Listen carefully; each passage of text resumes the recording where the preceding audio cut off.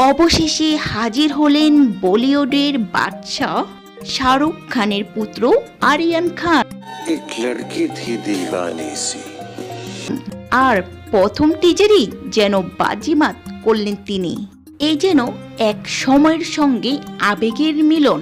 তবে এই সিরিজে শুধু প্রেম নয়, রয়েছে চরম উত্তেজনা, ড্রামা আর অ্যাকশন। হ্যাঁ ভিউয়ার্স, বলিউডে হতাশার দৃশ্যপটে হাজির আরিয়ান খান। অভিনয় হাজির হয়েছেন ববি দেওল, মনোজ পাওয়া, মোনা সিং, রাঘব জুয়াল, গৌতমী কাপুর সহ আরও অনেক পরিচিত মুখ।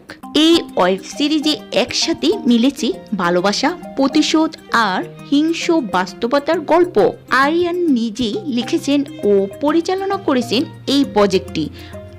এছাড়াও প্রযোজনা আছেন গুরি খান, সঙ্গে বিলাল সিদ্দিক ও মানব চৌহান।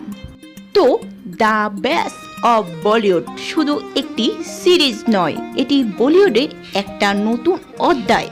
এই আত্মপ্রকাশ বদলে দিতে পারে পুরো ইন্ডাস্ট্রি দ্বারা।